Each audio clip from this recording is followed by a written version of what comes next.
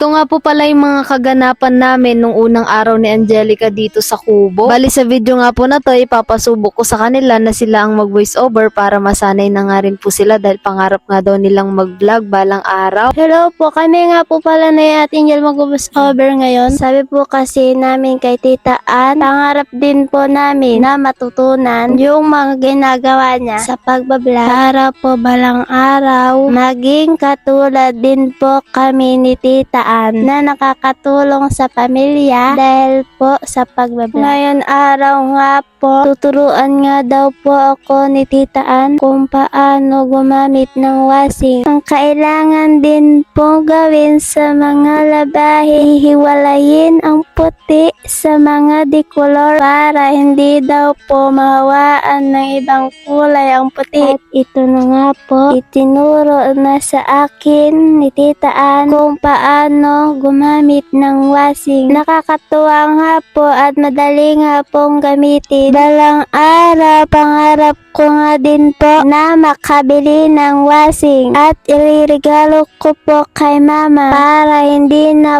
po namin maranasan na maglaban ng marami para hindi na din po kami mahirapan habang naglalaba nga po si Tita Ann, tinuturuan niya din po kami sa pag-aaral. Alam nyo po, sobrang saya po namin ni Ate Angel dahil nararanasan na po namin na may nagtuturo sa amin sa tahanan. Ito po kasi ang magiging daan para po maipasa na po namin ang ika-4 na baitang sa elementarya. Sa susunod po kasi na pasukan ay papasok na po kami ni Ate Angel sa school. Kaya kailangan po na matutunan na po namin ni Ate Angel ang alphabet, abakada at iba pa. Pasensya na po kayo dahil mali po ang sagot ko dahil hindi ko pa po alam magkwenta. Akala ko po kasi pag plus pagdidikitin lang po ang mga number. Pero dahil tinuruan po ako ni Tita Ann kung paano magkwenta ng tama, kaya naitama ko naman po ang sagot ko. Sobrang saya po pala kapag natututunan ng isang bagay. Sobrang magpapasalamat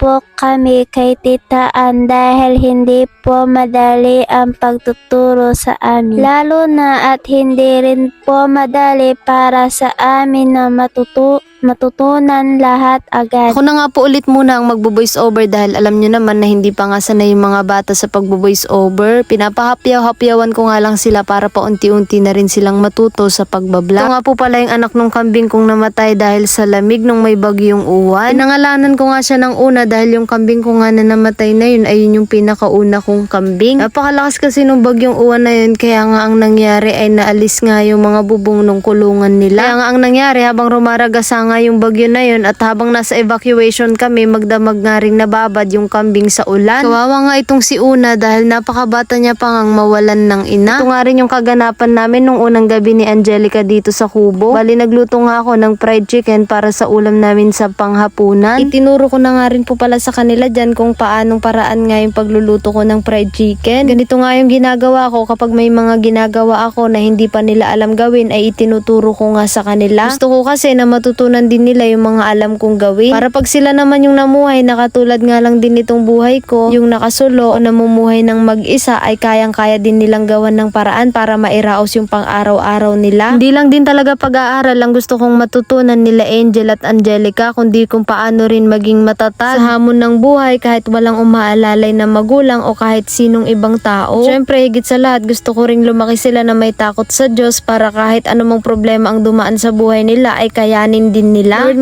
maraming salamat po talaga sa napakasarap na pagkain. Salamat po dahil nararanasan ko na at naipaparanas ko na rin yung mga ganito kasasarap na pagkain. Hindi na tulad dati na sobrang hirap na kahit mantika at asin ay nakukuha pa naming ulamin. Maraming salamat din po sa lahat ng sumusuporta. Kung hindi rin po dahil sa inyo ay hindi rin po namin ito matatamasa.